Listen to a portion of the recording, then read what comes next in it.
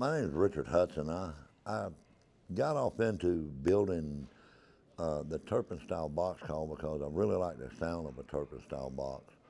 I'd hunted with other box calls in the past prior to, but the Turpin box, because of the versatility, is what really sparked my interest in the Turpin style call.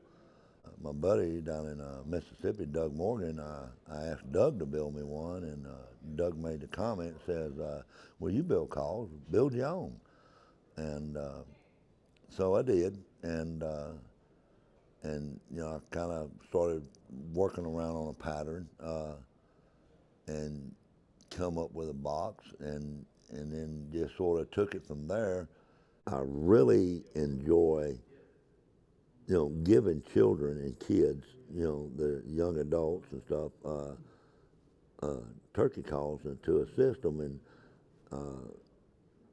I guess one of my favorite stories is last year I had a real good persimmon and snakewood box that was just one of them boxes, that you build every now and then. And I had honestly thought about entering it this year. I was down on White River Refuge the weekend of the youth hunt.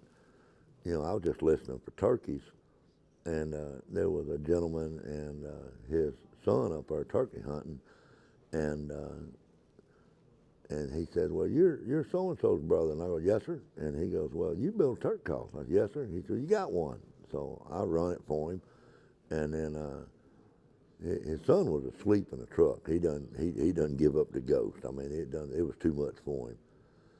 Well, I pulled down the road a ways and listened in another spot, and he ended up pulling up beside me, and his son was awake, and he said, "Man, let him listen to that box."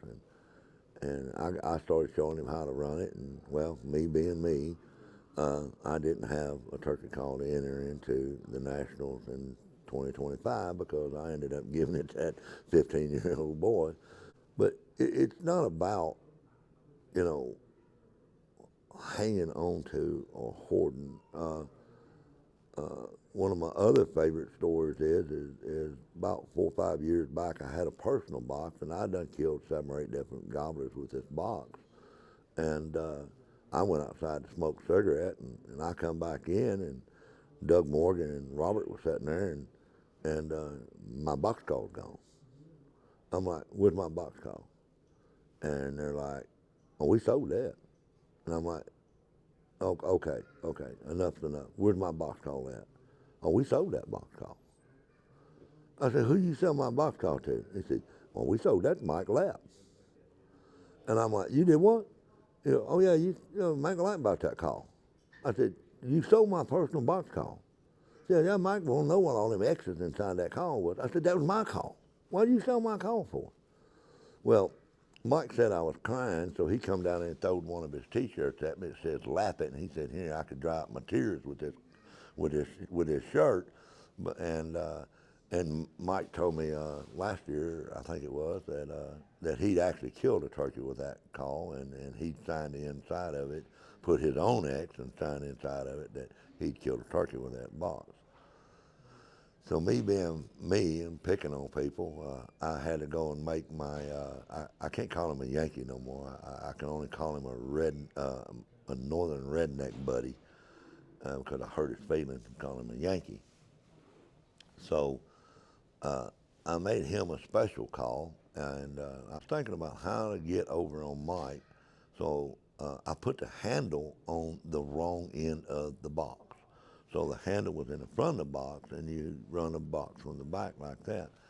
And so that would be a very rare, one of a kind, one-on-one box call that I made. I really enjoy helping people and passing it along because, you know, where would we really and truthfully be if we didn't have the Neil Cost, the Mike Lynch's, the Gibsons? I mean, if we didn't have people that came before us that people are carrying on, we wouldn't have the calls today that, you know, they just wouldn't exist. Because what if Mr. Neil Cost didn't want to help anyone build a box call. Where would we be on a call style call? And I kind of try to live by that with on a turpin box. If I don't help anybody, it just really dies with me. And it just sort of I get to sort of pass it along and sort of assist someone else.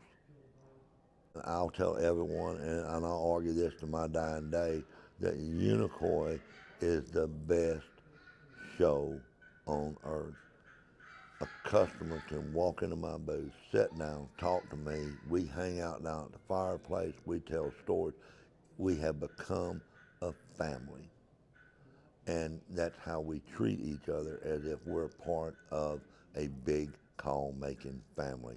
Not so much that we're all commercialized after the almighty dollar. This is because of a family.